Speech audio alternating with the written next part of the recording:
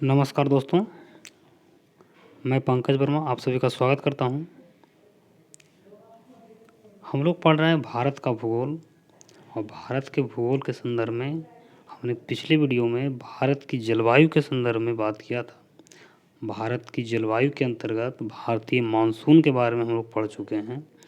अब हम लोग आगे जो है भारतीय मानसून की उत्पत्ति, उसकी क्रियाविधि क्या है, उसे समझने से पहले कुछ टेक्निकल टर्म हैं, तकनीकी टर्म हैं, जिसे समझना काफ़ी आवश्यक है, नहीं तो वो चीज़ें समझ में नहीं आएगी।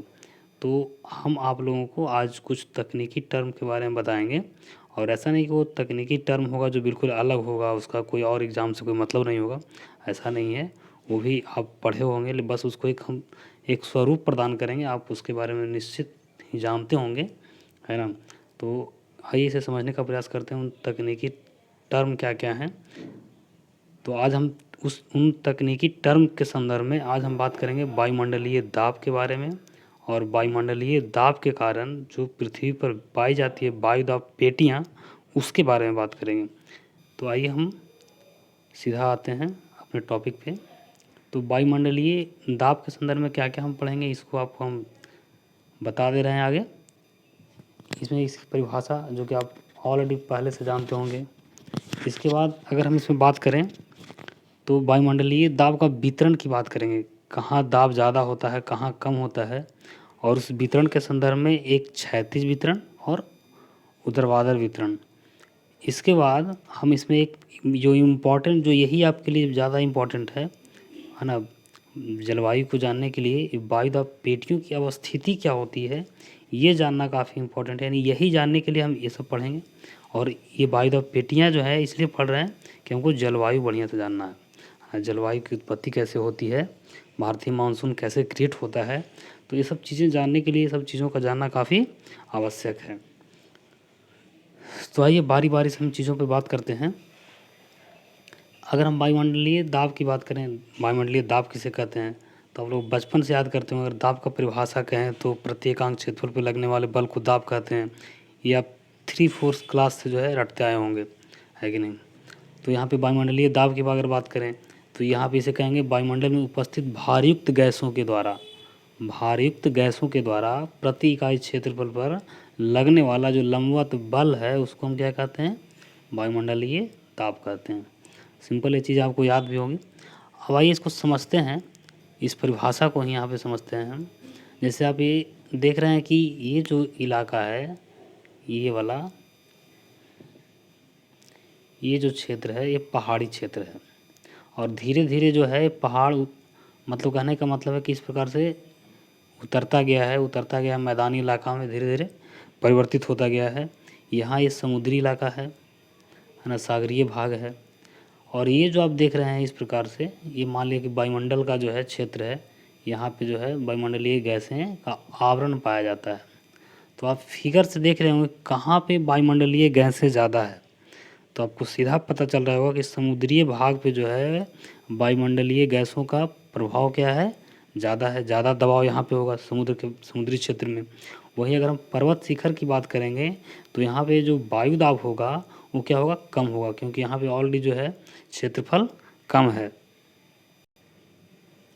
तो यहाँ पे अगर क्षेत्रफल जो है, यहाँ पे एक मिनट यहाँ ध्यान दीजिए, तो यहाँ पे अगर ये जो आप देख रहे हैं क्षेत्र यहाँ पे कम है, यहाँ पे क्षेत्र ज़्यादा है, ज़्यादा ऊंचाई तक यहाँ पे जो है वायु सघन मात्रा में पाया जा रहा है यहाँ सागरीय भाग में। वहीं पर्वत शिखर में कम मात्रा में पाया जा रहा है। तो यहाँ पे ओबियसली जो है यहाँ पे क्या होगा, वायु दाब कम होगा।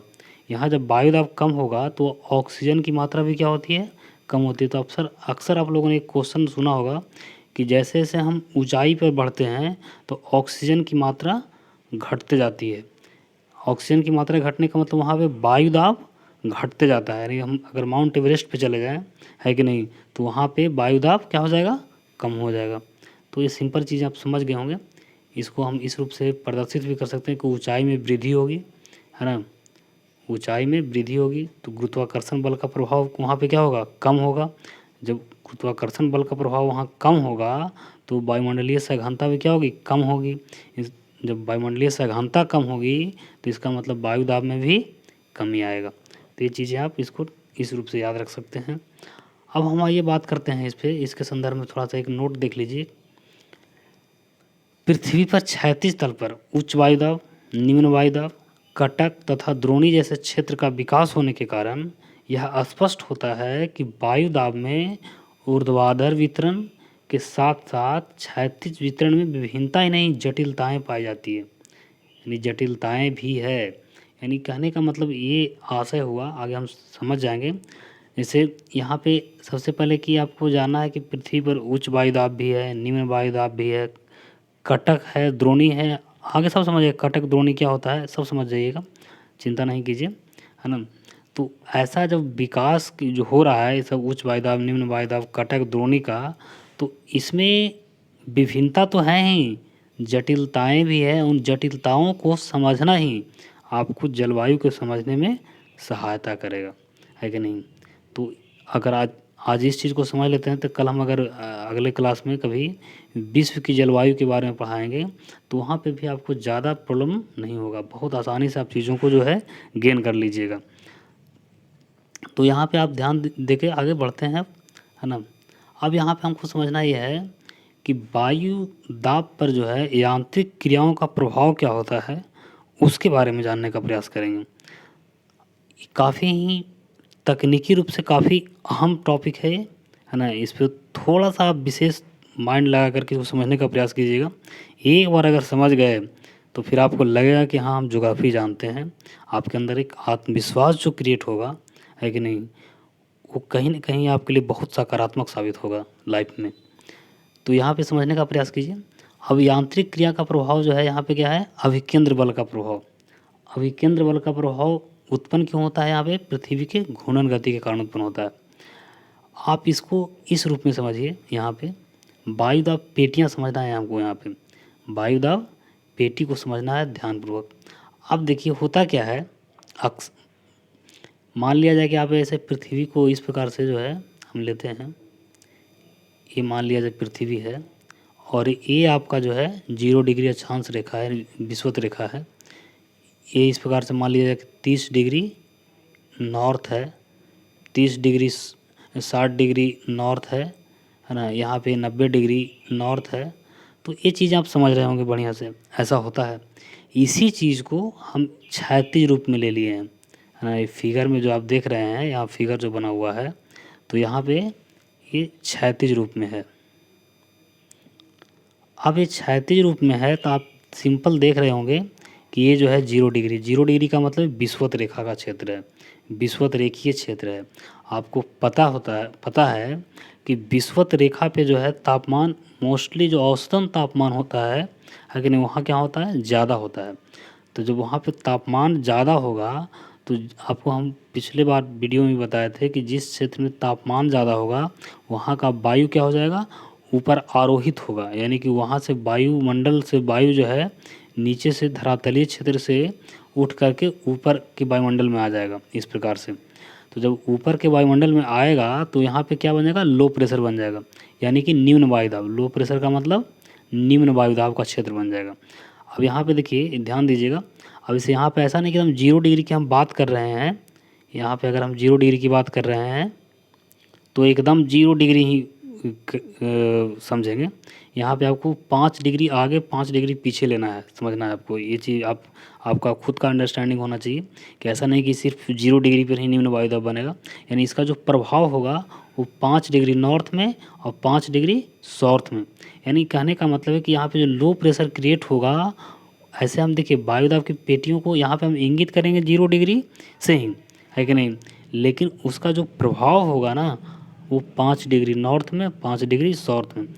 तो आगे हम इस चीज़ को समझते हैं कि यहाँ से वायु जो है आरोहित होकर के ऊपर जाती है और ऐसा नहीं कि ऊपर जाके रुक जाती है, फिर ये इसका फिर से अवरोहण होता है। इस प्रकार से इसका जो है अवरोहण होता है, यानी नीचे उतरती है वायु, है कि नहीं। और ये प्रक्रिया इस प्रकार से टेम्परेचर रहता है विषुवत रेखीय क्षेत्र में, ये प्रक्रिया यहाँ पे चलते रहती है। फिर जो है ये जब आरोहित होती है तो ये 2 शाखाओं में बढ़ जाती है और फिर ये जो है 60 डिग्री नॉर्थ पे, है कि नहीं। इस पे देखिए अब यहाँ पे जब यहाँ पे वायु उतरेगी 30 डिग्री पे, समझिए इसको, जब 30 डिग्री पे वायु उतरेगी तो यहाँ पे क्या बनेगा, हाई प्रेशर का निर्माण होगा। यानी कहने का मतलब है कि यहाँ पे जब वायु उतरेगी तो क्या होगा, हाई प्रेशर का निर्माण होगा। अब ये वायु जो है फिर यहाँ हाई प्रेशर से फिर लो प्रेशर की ओर, वायु का एक गुण है कि वायु जो है हाई प्रेशर से लो प्रेशर की ओर गमन करती है। ये एक बहुत बड़ा फैक्टर है, समझिए इसको। तो यहाँ पे वायु जो है इस प्रकार से यहाँ पे हाई प्रेशर 30 डिग्री पे हाई प्रेशर बन गया, तो हाई प्रेशर से लो प्रेशर की ओर जाएगी, लो प्रेशर की ओर जाएगी, तो इस प्रकार से फिर यहाँ पे जो है आरोहित होगी, फिर ऊपर चढ़ेगी। तो ये प्रक्रिया जो है दोनों तरफ होता है, यानी कि नॉर्थ में भी होता है और साउथ में भी होता है। साउथ कहने का मतलब भारत के साउथ नहीं समझिएगा, साउथ का मतलब दक्षिणी गोलार्ध समझिएगा। यानी उत्तरी गोलार्ध में भी ये प्रक्रिया होती है और पृथ्वी के दक्षिणी गोलार्ध में भी ये प्रक्रिया होती है। इसके अलावा अगर हम बात करें 90 डिग्री की, तो यहाँ पे क्या होता है, ओबियसली यहाँ पे टेम्परेचर काफ़ी कम होता है। तो जब टेम्परेचर काफ़ी कम होता है ध्रुवीय क्षेत्रों में, तो वहाँ पे वायु का आरोहण नहीं होता है, वायु इसी क्षेत्र में जो है सघनता के साथ बनी रहती है। तो इसलिए जो ध्रुवीय क्षेत्र है वहाँ से आपको अगर ऐसा क्वेश्चन पूछा जाए कि ध्रुवीय क्षेत्रों में वायु दाब का स्थिति क्या होगा, यानी किस प्रकार का वायु दाब होगा, उच्च वायु दाब होगा कि निम्न वायु दाब होगा, तो आपका सिंपल उत्तर होना चाहिए कि वहाँ पे जो है निम्न वायु दाब, उच्च वायु दाब होना चाहिए, सॉरी, वहाँ पे क्या होना चाहिए, उच्च वायु दाब होना चाहिए, क्योंकि वहाँ पे वायु का आरोहण नहीं होता है टेम्परेचर कम होने के कारण। तो ये चीज़ें आप ध्यान रखिएगा। अब यहाँ पे एक में बेसिक चीज़ समझना है आपको कि देखिए यहाँ पे जो 0 डिग्री पे जो लो टेम्परेचर है, 0 डिग्री पे जो लो टेम्परेचर है वो तापमान में कमी के कारण है, ध्यान दीजिएगा इस बात को। 0 डिग्री पे यानी कि विषुवतरेखीय क्षेत्र में जो टेम्परेचर लो प्रेशर है वो किसके कारण है, यहाँ पे टेम्परेचर ज़्यादा होने के कारण। लेकिन वहीं हम अगर 90 डिग्री साउथ और 90 डिग्री नॉर्थ यानी कि ध्रुवीय क्षेत्रों की बात करें, पृथ्वी के उत्तरी ध्रुव और पृथ्वी के दक्षिणी ध्रुव की बात करें, तो वहाँ पे जो है अगर हम बात करें कि हाई प्रेशर होता है, तो हाई प्रेशर जब होता है तो इसका मतलब टेम्परेचर वहाँ पे क्या है, वहाँ पे टेम्परेचर लो है। टेम्परेचर कम होने के कारण, टेम्परेचर कम होने के कारण यहाँ पे जो है आपका हाई प्रेशर है। लेकिन आपके मन में एक प्रश्न उठना चाहिए कि जब ये टेम्परेचर यहाँ पे टेम्परेचर के कारण तापमान के कारण वायु दाब पेटियों का निर्धारण होता है, लेकिन ऐसा नहीं है कि सिर्फ वायु दाब पेटियों के निर्धारण में सिर्फ और सिर्फ तापमान की ही भूमिका है। आपसे अगर प्रश्न पूछा जाए इस प्रकार से, दो कथन दे दिया जाए कि वायु दाब पेटियों के निर्माण में सिर्फ और सिर्फ तापमान की भूमिका है, पहला कथन।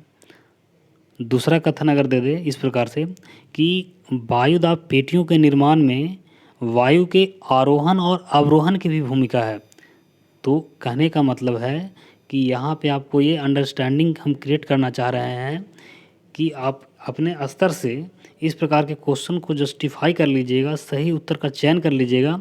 आपको ये दोनों विजन माइंड में होना चाहिए कि वायु दाब पेटियों का जो निर्माण होता है वो टेम्परेचर के कारण भी होता है और वायु के आरोहण और अवरोहण के कारण भी होता है। जैसे हम अगर 30 डिग्री नॉर्थ और 60 डिग्री नॉर्थ की बात करें, या 30 डिग्री साउथ या 60 डिग्री साउथ की बात करें, यानी 30 डिग्री और 60 डिग्री का हम बात करें, तो यहाँ पे जो लो प्रेशर और हाई प्रेशर का कॉन्सेप्ट है, तो यहाँ पे तापमान का रोल नहीं है, यहाँ पे वायु के आरोहण और अवरोहण का रोल है। अब यहाँ पे देखिए सिंपल, आपको फिर यहाँ पे ये समझना है कि जब वायु ऊपर उठेगी तो वो 30-30 डिग्री के अंतराल पे, ध्यान दीजिएगा, 30-30 डिग्री के अंतराल पे उसका एक तरह से कन्वर्ट होगा वो हाई प्रेशर लो प्रेशर के रूप में। यानी कि जब यहाँ से वायु उठ रही है तो अगला 30 डिग्री पे क्या हो जाएगी, वो अवरोहित हो जाएगी, यानी कि वो नीचे उतर जाएगी। जब 0 डिग्री से ऊपर उठ रही है, आरोहण हो रहा है उसका, तो अगला जो 30 डिग्री होगा उस पर क्या हो जाएगा, उसका अगला 30 डिग्री पे उतर जाएगी, यानी कि अवरोहित हो जाएगी। तो जब वहाँ पे वायु उतरेगी वहाँ पे हाई प्रेशर का निर्माण हो जाएगा। जब फिर ही जो है अगला 30 डिग्री पे फिर ऊपर की ओर चढ़ेगी, है कि नहीं, जब फिर ऊपर की ओर चढ़ेगी तो वहाँ पे जब वायु वहाँ से ऊपर, अब इधर देखिए, इधर भी जो है 90 डिग्री पर भी जो है क्या है, उच्च वायु दाब है, हाई प्रेशर है। और यहाँ पे जब उच्च प्रेशर है तो यहाँ से भी वायु इस प्रकार से जाएगी। तो ये काला वाला जो आप लाइन देख रहे हैं, ये आप आगे कभी पढ़ेंगे, बताएंगे हम, ये बाताग्र का निर्माण करते हुए इस प्रकार से वायु ऊपर की ओर चढ़ती है और यहाँ पे भी वर्षा का निर्माण होता है। यानी कि जो 60 डिग्री नॉर्थ या 60 डिग्री साउथ में जो वर्षा का निर्माण होता है, इसी प्रक्रिया के कारण होता है। हम आगे वर्षा का विश्व में वर्षा के प्रतिरूप के बारे में पढ़ेंगे तो सब चीज़ें समझेंगे। अभी उतना समझने की ज़रूरत नहीं है, बस इतना जानिए कि यहाँ पे जो है 60 डिग्री नॉर्थ पे या 60 डिग्री साउथ पे लो प्रेशर होता है। तो हम उम्मीद करते हैं कि आप ये चीज़ें समझ गए होंगे। अब हम इसी को आगे बढ़ते हैं। अब यहाँ पे अभिकेंद्र बल का प्रभाव क्या क्या हुआ, थोड़ा सा इसी को जो हम पढ़े अभी, इसी को हम शब्दों में थोड़ा सा बयां कर लेते हैं। यहाँ पे देखिए 0 डिग्री से उठने वाले वायु का उपोष्ण कटिबंधीय क्षेत्र, यानी उपोष्ण कटिबंधीय क्षेत्र कहेंगे तो 30 डिग्री नॉर्थ और 30 डिग्री साउथ में अवरोहण होता है कि नहीं? समझ रहे बात को? यानी कहने का मतलब कि 0 डिग्री से उठती है, 30 डिग्री नॉर्थ और 30 डिग्री साउथ पे क्या है, वायु उतर जाती है, यानी अवरोहित हो जाती है। इसके बाद जब वहाँ उतरती है तो वहाँ पे क्या हो जाएगा, वायु में सघनता बढ़ जाता है। जब वायु में सघनता बढ़ता है तो प्रेशर, यानी कि एयर प्रेशर जो है वो भी बढ़ जाता है। एयर प्रेशर बढ़ने का मतलब है कि वहाँ पे हाई प्रेशर का निर्माण हो जाता है, यानी उच्च वायु दाब बन जाता है वहाँ पे। उसी प्रकार से फिर वायु क्या होता है इसके बाद कि ध्रुवीय क्षेत्र में वाताग्रीय आरोहण करता है, यानी कि फिर 60 डिग्री नॉर्थ और 60 डिग्री साउथ पे वायु ऊपर की ओर चढ़ती है। जब वायु ऊपर की ओर प्रवाहित होती है तो वहाँ पे क्या होता है, वायु की सघनता में कमी आएगा। 60 डिग्री नॉर्थ या 60 डिग्री साउथ पे वायु की सघनता में कमी आएगा। जब सघनता में कमी आएगा तो प्रेशर भी कमेगा, यानी एयर प्रेशर जो है वहाँ पे वायुमंडलीय दाब जो है वो कमेगा। जब वो कमेगा तो वहाँ पे लो प्रेशर का विकास होगा, यानी निम्न वायु दाब क्षेत्र का विकास होगा। तो ये चीज़ें आप समझ गए होंगे। इसके अलावा आपको ये ध्यान रखना है कि जहाँ निम्न वायु दाब का विकास हो रहा है, इसका मतलब वहाँ से वायु का आरोहण हो रहा है। जहाँ पे उच्च वायु दाब का विकास हो रहा है, इसका मतलब वहाँ से वायु अवरोहित हो रहा है। अवरोहित होने का मतलब ऊपर से नीचे की ओर उतर रही है वायु, तो उसको हम कहेंगे उच्च वायु दाब। तो ये चीज़ें भी आप समझ गए होंगे। इसके अलावा आप यही चीज़ को जो आप यहाँ पे समझे, इसको हम इस रूप से इसको हम याद रख सकते हैं, है कि नहीं? अब यहाँ पे एक चीज़ आपको ये ध्यान रखना है कि तापमान के अतिरिक्त अन्य कारक भी वायु दाब के वितरण तथा विकास को प्रभावित करते हैं। जैसा कि हम बताएं, उसमें आरोहण और अवरोहण की भूमिका भी काफ़ी महत्वपूर्ण होती है। तो इस प्रकार से हम कह सकते हैं कि वायु दाब की मुख्यतः 7 पेटियों का निर्माण होता है। कितना पेटी बनता है, यानी कि पूरे पृथ्वी पर अगर हम बात करें तो वायु दाब की 7 पेटियाँ बनती है। और 7 पेटियाँ कौन कौन है, इसको समझने का एक बार प्रयास कीजिए। तो देखिए, जैसा कि आप देख रहे हैं फिगर से, 0 डिग्री ये विषुवत-रेखीय निम्न वायु दाब की पेटी है, 0 डिग्री। इसके अलावा इधर देखिए उत्तरी ध्रुव में 3 वायु दाब पेटी हो गया, 30 डिग्री नॉर्थ, 60 डिग्री नॉर्थ और 90 डिग्री। सॉरी, यहाँ पे गलती लिखा गया है, इसको सुधार लीजिएगा, यहाँ पे नॉर्थ होना चाहिए, है कि नहीं? यानी यहाँ पे 90 डिग्री नॉर्थ। उसी प्रकार से यहाँ पे अगर हम नीचे के दक्षिणी गोलार्ध में बात करेंगे तो दक्षिणी गोलार्ध में भी 30 डिग्री साउथ, 60 डिग्री साउथ और 90 डिग्री साउथ। तो इस प्रकार से 3 इधर और 3 इधर, 6 एक 0 डिग्री, टोटल 7 वायुदाब पेटियाँ का निर्माण होता है। और इन 7ओं का नाम क्या क्या होगा, तो जैसे देखिए आप 30 डिग्री हम नॉर्थ की बात करेंगे तो ये दोनों का जो 30 डिग्री नॉर्थ और 30 डिग्री साउथ है, ये दोनों का नाम एक ही होगा। इसी प्रकार से 60 डिग्री की बात करेंगे, इसी प्रकार से जो है 90 डिग्री की बात करेंगे। तो यहाँ पे हम अगर 30 डिग्री की बात करते हैं तो 30 डिग्री को उपोष्ण कटिबंधीय उच्च, यहाँ पे ध्यान दीजिएगा, उपोष्ण कटिबंधीय उच्च वायुदाब की पेटी कहते हैं, है ना। उसी प्रकार से यहाँ पे जो है आपको अगर हम 60 डिग्री की बात करेंगे, 60 डिग्री नॉर्थ या 60 डिग्री साउथ वाला जो पेटी है उसको कहेंगे उपध्रुवीय निम्न वायुदाब की पेटी। और जो 90 डिग्री नॉर्थ और 90 डिग्री साउथ वाला जो पेटी है उसको कहेंगे ध्रुवीय उच्च वायुदाब पेटी। तो आपको यहाँ पे टेक्निकल वर्ड के रूप में ये चीज़ें सिर्फ याद रखना है, ध्रुवीय, उपध्रुवीय और उपोष्ण कटिबंधीय, है कि नहीं। ये 3 पेटी का नाम आपको याद रखना है, ध्यान रहेगा। और ये तीनों पेटियाँ जो है उत्तरी गोलार्ध में भी पाई जाती है और दक्षिणी गोलार्ध में भी पाई जाती है। इसी को हम दूसरा फिगर से भी समझ सकते हैं। इस प्रकार से भी हम इस प्रकार से भी इस फिगर को समझ सकते हैं, जैसा कि आप देख रहे हैं कि 0 डिग्री जो जो रेखा है ये, है ना, इसको कहेंगे विषुवत-रेखीय निम्न वायुदाब पेटी। उसी प्रकार से 30 डिग्री वाला जो है, अब जैसे इस प्रकार से हम नॉर्थ तरफ लिखे हैं तो आप साउथ तरफ भी समझिएगा कि ये वाला जो नाम है ये भी यही नाम होगा। 30 डिग्री साउथ वाले को हम कहेंगे उपोष्ण कटिबंधीय उच्च वायुदाब पेटी। 60 डिग्री जो नॉर्थ वाला क्षेत्र है उसको हम कहेंगे उपध्रुवीय निम्न वायुदाब पेटी। और इसी प्रकार से हम 60 डिग्री साउथ वाला का नाम भी यही रखेंगे। उसी प्रकार से जो ध्रुवीय उच्च वायुदाब पेटी है है कि नहीं, चाहे साउथ में रह जाए दोनों का नाम एक ही होगा। तो इस प्रकार से आपको ज्ञात हुआ कि पृथ्वी पर पाई जाने वाली कुल 7 वायुदाब पेटियां हैं। इसमें 7 वायुदाब पेटियां में 3 वायुदाब पेटी ऐसी है जिस पर तापमान का प्रभाव होता है, जो तापमान के कारण निर्मित होता है। तो वो कौन कौन है 3? एक है 0 डिग्री, जहाँ पे तापमान उच्च होने के कारण निम्न वायुदाब पेटी का निर्माण होता है, और 2 है 90 डिग्री नॉर्थ और 90 डिग्री साउथ, यानी उत्तरी ध्रुव और दक्षिणी ध्रुव का जो है वायुदाब पेटी, वहाँ पे टेम्परेचर कम होने के कारण उच्च वायुदाब पेटी का निर्माण होता है। तो हम ये कह सकते हैं इस प्रकार से कि 3 वायुदाब पेटियाँ जो है वो ताप जनित हैं, यानी ताप के प्रभाव के कारण वहाँ पे वायुदाब पेटियों का निर्माण हुआ है। तो ये चीज़ें आप बिल्कुल बेहतर तरीके से समझ गए होंगे, ऐसा हम मान के चल रहे हैं। अगर आप कोशिश कर रहे होंगे, आपके अंदर जुनून होगा सीखने का, जानने का, तो मुझे लगता है ऐसा कि आप बेहतर तरीके से समझ पा रहे होंगे, है कि नहीं। और ऐसा नहीं कि वीडियो देख रहे हैं और माइंड कहीं और चल रहा है, तब तो फिर बड़ा मुश्किल है, क्योंकि ये तकनीकी चीज़ है कि नहीं। आप ऐसा नहीं कि एक लाइन में देखे याद हुआ, फिर भुलाए, फिर देखे फिर याद हो गया, ऐसा नहीं है। अगर आप एक बार आपका लिंक टूट जाएगा तो फिर से शुरू से देखना पड़ेगा, फिर से, क्योंकि हर एक दूसरा से कुछ ना कुछ जुड़ा हुआ है कि नहीं। तो ये पूरा कॉन्सेप्ट ही जो है तकनीकी टाइप का है, और इससे ऐसा नहीं प्रश्न नहीं पूछे जाते हैं। इससे काफ़ी, आप किसी भी ग्रेजुएट लेवल का एग्ज़ाम दीजिएगा तो इन सब कॉन्सेप्ट से काफ़ी क्वेश्चंस आते हैं। अब काफ़ी का मतलब, कहने का मतलब, अब 100 क्वेश्चन पूछता ही है। ज्योग्राफी से मान ली 10 क्वेश्चन पूछा, तो 10 क्वेश्चन पूछा तो आपको ऐसा नहीं कि अब इस टॉपिक से 5 क्वेश्चन आ जाएगा, ऐसा तो नहीं है कि नहीं। एक क्वेश्चन भी अगर इस टॉपिक से आ गया तो बहुत है वो, है कि नहीं। और आपको ऐसे ऐसे एक क्वेश्चन को जो है संयोगना है, एक क्वेश्चन पे काम करना है, तब जा कर के सफलता का स्वाद चखिएगा, है कि नहीं। जीवन में जो है सफल हो पाइएगा। अब हम आगे बात करते हैं इसी प्रकार से, जलवाष्प की मात्रा जो होती है उस पर वायुदाब का क्या प्रभाव होता है कि नहीं। तो ये चीज़ें जो है काफ़ी इंपॉर्टेंट है आपको एग्ज़ाम के बेसिस से, है कि नहीं। तो यहाँ पे समझने का प्रयास कीजिएगा। यहाँ पे वायु में उपस्थित जलवाष्प की मात्रा का वायुमंडलीय दाब के साथ जो है व्युत्क्रमानुपाती संबंध होता है। ध्यान दीजिएगा, व्युत्क्रमानुपाती संबंध होता है, यानी कि जलवाष्प की मात्रा अगर बढ़ेगी तो वायु दाब जो है वहाँ पे घटेगा।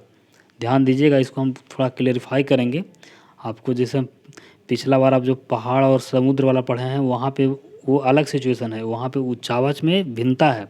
यहाँ पे क्या है कि अगर जलवाष्प की मात्रा अगर बढ़ रही है तो वहाँ पे वायुदाब कम रही है, यानी कहने का मतलब आप सीधा ये समझिए कि जलवाष्प की मात्रा बढ़ेगी तो जहाँ पे वायुदाब कमेगी। इसको उदाहरण से समझने का प्रयास करेंगे। ऐसा क्यों होता है ये समझ लीजिए कि जब वायुमंडल में जलवाष्प जो है उपस्थित होता है तो अन्य गैसें की जो अपेक्षा क्या होता है ना, ये हल्की होती है। यानी कि जैसे मान लीजिए सघन रूप में अगर जलवाष्प पाया जा रहा है वहाँ पे, तो जलवाष्प जो होती है अन्य गैसों की अपेक्षा हल्की होती है। ये भी जो है अपने आप में एक क्वेश्चन है, ध्यान रखिएगा। अब जहाँ पे इसका कहने का मतलब है कि इसका प्रभाव पाया जाएगा, जलवाष्प का प्रभाव पाया जाएगा, तो ये हल्की गैसें हैं एक तरह से। तो हल्की गैसें हैं तो यहाँ पे दाब जो है पृथ्वी पर कम लगेगा। तो हम ये कह सकते हैं कि वहाँ पे वायुमंडलीय जो दाब होगा वहाँ पे क्या होगा, कम होगा। इसको एक उदाहरण से समझ लेते हैं। जैसे आप देख रहे हैं मैप में ये जो है कलकत्ता को दर्शाया गया है, यानी पश्चिम बंगाल का जो एरिया है, और ये दिल्ली को दर्शाया गया है। अब आपको पता है कि दिल्ली के आसपास कोई समुद्र नहीं है कि नहीं। एक यमुना नदी है जो, उसका ऐसा नहीं कि एक सागरीय प्रभाव उस पर दिल्ली पर निर्मित करेगा, ऐसा नहीं है। आपको यहाँ पे ये समझना है कि ये जो दो शहर हैं, एक दोनों मान के चलिए कि अक्षांशीय रूप में समान स्थिति में है, यानी कि एक ही अक्षांश पे स्थित है, ऐसा मान के चलिए। ऐसा नहीं कि 2 डिग्री आगे पीछे हो सकता है, तो वो अलग मुद्दा है। लेकिन यहाँ पे मान के हम चल रहे हैं कि दोनों जो है एक सिध में है, एक ही अक्षांश पे स्थित है। लेकिन क्या दोनों जगह पे वायुमंडलीय दाब बराबर होगा? आपसे ऐसा क्वेश्चन पूछा जाए तो आपका उत्तर होगा नहीं। क्यों नहीं, इसको समझिए। यहाँ पे दिल्ली में क्या है, स्थलीय प्रभाव है। स्थलीय प्रभाव है तो यहाँ पे जलवाष्प की मात्रा क्या होगा, कम होगा। जब जलवाष्प की मात्रा कम होगा तो यहाँ पे अन्य गैसें जो हैं, अन्य भारी गैसें जो हैं अधिक मात्रा में पाई जाएगी, और उसका कारण यहाँ पे वायु दाब क्या हो जाएगा, अधिक हो जाएगा। उसी प्रकार अगर हम इधर बात करें, इस तरफ अगर हम कोलकाता की बात करें तो यहाँ पे सागरीय प्रभाव अधिक है, यानी यहाँ पे सागरीय प्रभाव है। जब सागरीय प्रभाव है तो यहाँ पे जलवाष्प की मात्रा अधिक होगा, बहुत बड़ी मात्रा में जो है समुद्र से जल जो है वाष्पित होकर के उसके वायुमंडल में, यानी उस शहर के आसपास के वायुमंडल में जाएगा, तो वहाँ पे वायु दाब क्या होगा, कम होगा। तो ये चीज़ें समझना है। जैसे हम उसमें जो बात किए थे पहाड़ के बारे में और इस प्रकार से, और यहाँ समुद्र के बारे में, तो वहाँ पे क्या था, हम ऊंचाई अलग अलग था। यहाँ समुद्र में यहाँ पे वो कन्फ्यूज मत कीजिएगा, जैसे वहाँ पे हम बताए थे, जैसे आप थोड़ा सा इसको हम बैक पे चले जाते हैं, जैसे यहाँ पे हम बात किए थे, तो यहाँ पे हम बात किए थे तो यहाँ पे क्या था, यहाँ पे ऊंचाई में परिवर्तन था, समान ऊंचाई की बात नहीं हो रही थी, है कि नहीं। यहाँ पे एक पर्वत शिखर की बात कर रहे थे और दूसरा समुद्र का तल की बात कर रहे थे, ऊपरी तल का, उस क्षेत्र का। तो यहाँ पे इस स्थिति में क्या था कि यहाँ पे वायुदाब ज़्यादा है और यहाँ वायुदाब कम है, लेकिन डिफरेंस क्या है, समान ऊंचाई नहीं है। लेकिन अब जो हम बात कर रहे हैं, अब जो बात कर रहे हैं वहाँ पे ऊंचाई क्या है, ऊंचाई वहाँ पे समान है, यहाँ पे समान ऊंचाई की बात कर रहे हैं। अगर हम और भी समान ऊंचाई की बात करें, जैसे एक शुष्क जलवायु प्रदेश है, शुष्क जलवायु प्रदेश समझते हैं कि जहाँ पे वर्षा का प्रभाव काफ़ी कम होता है। जैसे हम राजस्थान का पश्चिमी क्षेत्र की बात करें तो एक शुष्क जलवायु प्रदेश है। एक आर्द्र जलवायु प्रदेश है, जैसे हम अभी कलकत्ता की बात किए, है ना, यानी समुद्री इलाका की बात करें तो वहाँ पे जलवाष्प की मात्रा अधिक होगा, तो इसलिए वहाँ पे वायुदाब कम होगा। जहाँ पे आर्द्र होगा जलवायु, जहाँ शुष्क होगा वहाँ जलवाष्प की मात्रा कम होगी और वायुदाब वहाँ पे क्या हो जाएगा, अधिक होगा। तो ये चीज़ें आप समझ गए होंगे, इतना मान के चल रहे हैं कि कोई ज़्यादा कठिन चीज़ नहीं था ये। अब इससे भी आसान चीज़ जो आप बहुत बचपन से पढ़ते हैं उसको भी समझ लीजिए, क्योंकि जब सब पढ़ ही रहे हैं तो इसको भी पढ़ना ज़रूरी ही है। अब इसको समझते हैं कि वायुदाब मापने वाला जो यंत्र है उसको क्या कहते हैं, बैरोमीटर कहते हैं, पता होगा। इसकी इकाई की बात की जाए तो इसको इंच में मापते हैं, सेंटीमीटर में मापते हैं, मिलीबार में मापते हैं। अगर हम 0.1 इंच की बात करेंगे कि 0.1 इंच बराबर कितना मिलीबार होता है, तो होता है 3.4 मिलीबार। ऐसा कभी कभी प्रश्न जो है क्वेश्चन में पूछ लिए जाते हैं, तो इसको भी आप ध्यान रखिएगा। इसके अलावा इसमें इम्पॉर्टेंट चीज़ ये भी है आपको, इसको भी आप ध्यान रखिए, काफ़ी इम्पोर्टेंट है। ये तो छोटे मोटे एग्ज़ाम में पूछे जाते हैं, जैसे ग्रुप डी वगैरह के एग्ज़ाम हो गया या और भी कोई एग्ज़ाम हो गया, है ना, SSC MTS CHSL, तो ये सब में इस प्रकार के क्वेश्चन आपको मिल जाएंगे काफ़ी आसानी से। तो इसमें एक है कि बैरोमीटर में अचानक पारे का गिरना, यानी अचानक पारा गिर रहा है बैरोमीटर का, तो इसका मतलब संकेत क्या करता है कि तूफ़ानी मौसम होगा, यानी मौसम जो है तूफ़ान के साथ, है ना, अंधड़ पानी के साथ जो है वर्षा हो सकती है, तूफ़ानी मौसम की संकेत करता है। बैरोमीटर जो है उसमें अगर पारा लगातार ऊपर की ओर बढ़ना शुरू हुआ धीरे धीरे, तो इसका मतलब है कि मौसम अब साफ़ होने वाला है, ये संकेत करता है। जैसे आप सुनते होंगे पेपर में मौसम कैसा रहेगा इसका जानकारी दी जाता है, रेडियो पे दिया जाता है, टीवी पे दिया जाता है, तो ऐसा नहीं है कोई भगवान से कोई कॉन्टैक्ट किए हुए है। इन सब तकनीकों के माध्यम से बताया जाता है कि आने वाले 2-4 दिन में मौसम किस प्रकार का रहेगा। इसके अलावा हम बात करें तो पारे का पहले गिरना और फिर धीरे धीरे बढ़ना, तो उसको हम वर्षा की स्थिति को बताते हैं कि पहले गिर गया और धीरे धीरे जो है बढ़ रहा है, तो इसका मतलब हो गया कि वर्षा का स्थिति निर्मित होने वाला है, यानी वर्षा होगी। तो ये चीज़ें अभी आप काफ़ी बेहतर तरीके से समझ पाए होंगे। अब हम आगे बात करते हैं विषुवतरेखीय निम्न वायुदाब की पेटी के बारे में। हालांकि हम बात कर चुके हैं विषुवतरेखीय निम्न वायुदाब पेटी के बारे में, बस इसमें एक छोटा सा एक टर्म है, इसको समझना है आपको, ज़्यादा कुछ नहीं है। आपको पता है ही कि जो वायुदाब पेटी जो होती है, जैसे हम आपको बताए थे कि 0 डिग्री जो है वायुदाब पेटी है निम्न वायुदाब का, तो इसका मतलब कि दोनों तरफ ही 5 डिग्री नॉर्थ में 5 डिग्री साउथ में इसका प्रभाव होता है। तो ये चीज़ आप जान लीजिए कि भूमध्य रेखा के दोनों ओर इसका जो प्रभाव होता है 5 डिग्री अक्षांशों तक होता है। विषुवतरेखीय निम्न वायुदाब पेटी की बात कर रहे हैं सिर्फ हम। यह ताप जनित जो है निम्न वायुदाब पेटी है। धरातलीय पवनों का यहाँ पे क्या है, अभाव है, क्योंकि यहाँ पे जो धरातलीय पवन थे वो आरोहित होकर के ऊपर चला जाता है इस स्थिति में, है ना।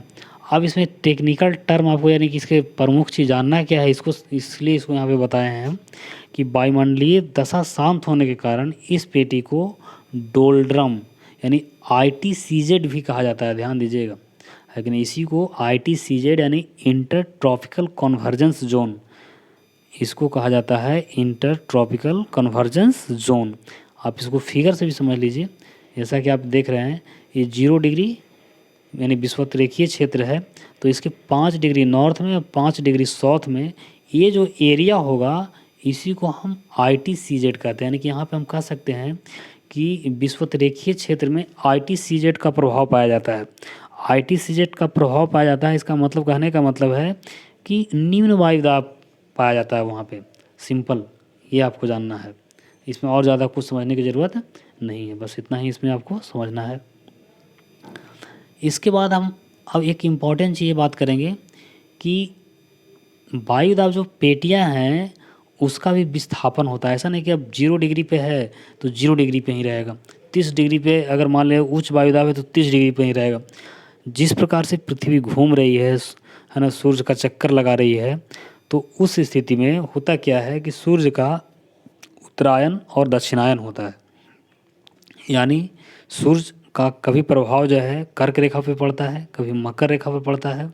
तो ये चीज़ें आपको हम ये मान के चलते हैं कि आप पिछले वीडियो मेरा देखे होंगे है कि नहीं ज्योग्राफी का, तो उसमें जो विषुव है ना, तो वो चीज़ें आप समझ पा रहे होंगे। जो एक मौसम का परिवर्तन जो हम बताए हैं उसको आप देखे होंगे, आप पहले से भी जानते होंगे, ये कोई बड़ी चीज़ नहीं है ना। ये 7-8 क्लास का चीज़ है, आप इस चीज़ को आप बेहतर तरीके से जानते होंगे। तो आइए हम बात करते हैं इन पेटियों का विस्थापन कैसे होता है। तो यहाँ पे आपको ये पता है कि 2 वायुदाब पेटियों के मध्य जो है 30 डिग्री का अक्षांशीय अंतर होता है। जैसे 0 डिग्री, 30 डिग्री, 60 डिग्री, 90 डिग्री, इस प्रकार से जो है 30 डिग्री का अक्षांशीय अंतर होता है। और जब विषुवत रेखीय निम्न वायुदाब पेटी का उत्तरायण या दक्षिणायन होता है, तो उस स्थिति में जितनी भी वायुदाब पेटियां हैं उनका भी उत्तरायण और दक्षिणायन हो जाता है। अब देखिए, आपको यहाँ पे वर्ड नहीं लगना चाहिए। उत्तरायण और दक्षिणायन क्या होता है, जैसे मान लिया जाए कि ये पृथ्वी है और ये सूर्य है, तो आपको पता है कि पृथ्वी अपने अक्ष पे 23.5 डिग्री झुकी हुई है। अब यहाँ पे हम उसको उतना डिस्क्राइब नहीं कर सकते हैं, क्योंकि जब उसको डिस्क्राइब करेंगे तो वीडियो का जो टाइम ड्यूरेशन है काफ़ी लंबा हो जाएगा फिर।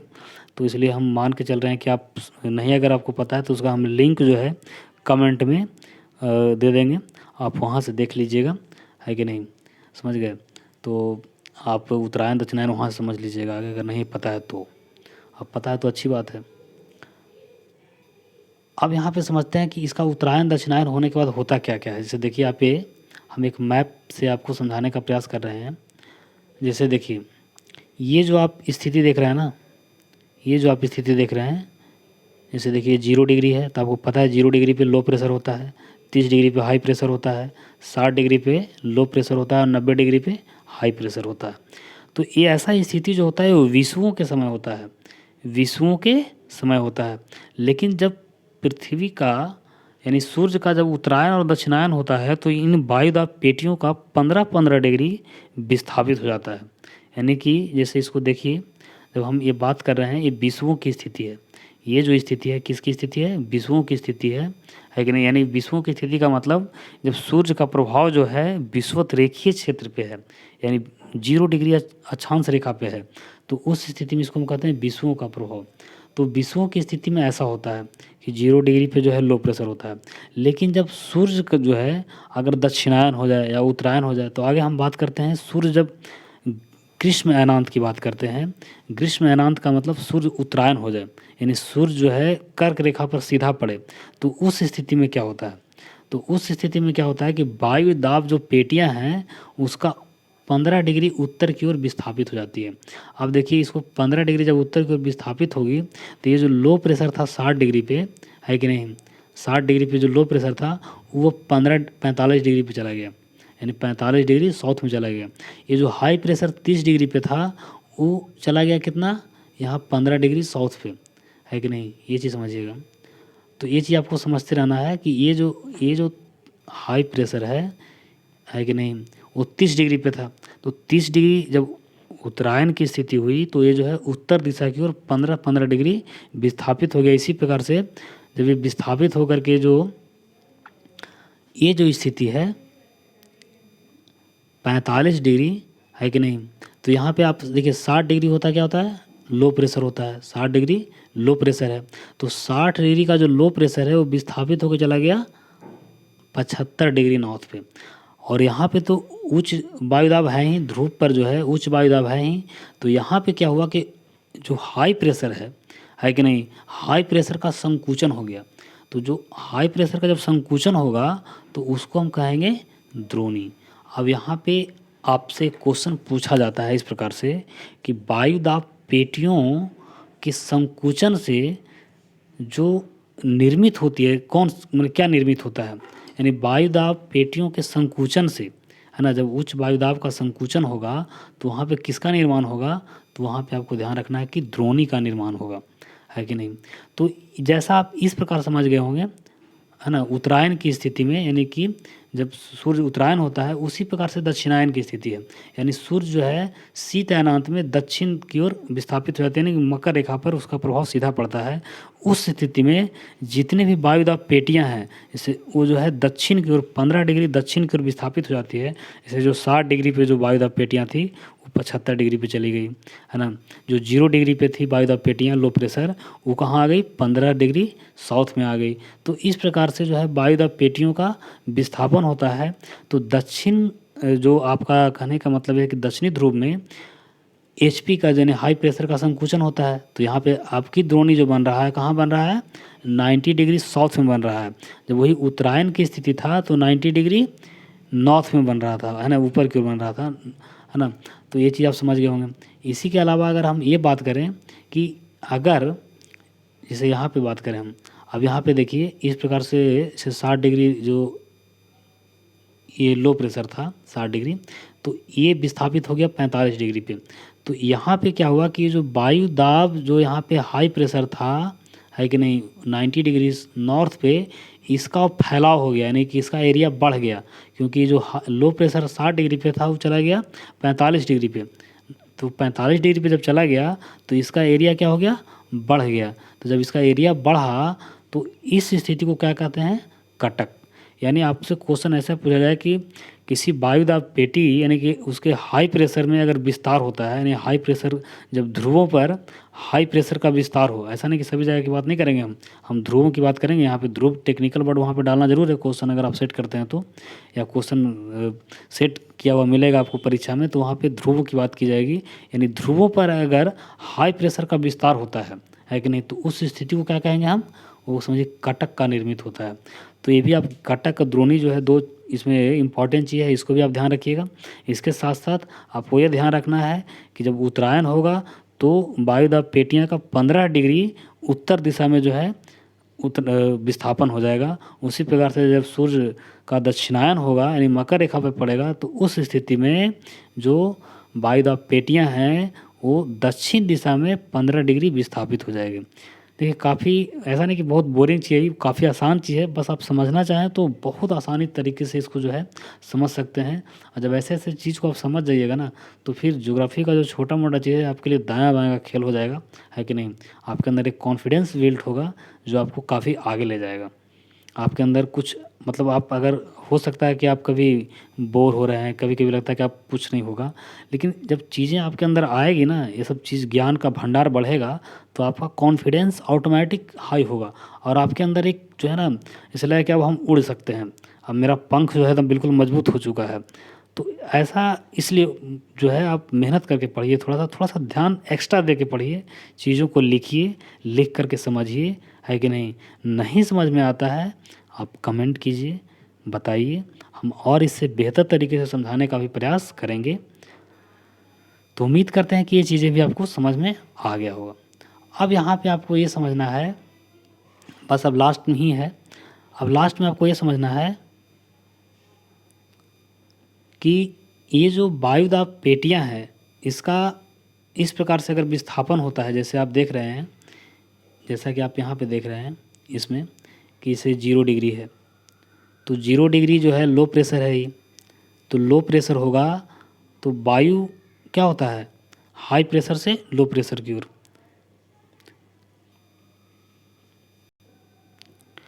यानी आपको यहाँ पे ये समझना है कि वायु का जो गमन होता है, वायु का जो प्रवाह होता है वो क्या होता है, हाई प्रेशर से लो प्रेशर की ओर होता है कि नहीं।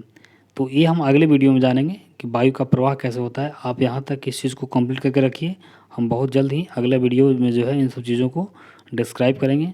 उम्मीद करते हैं कि वीडियो आपको अच्छा लगा होगा, आप काफ़ी पढ़ कर के अच्छा फीलिंग कर रहे होंगे। धन्यवाद।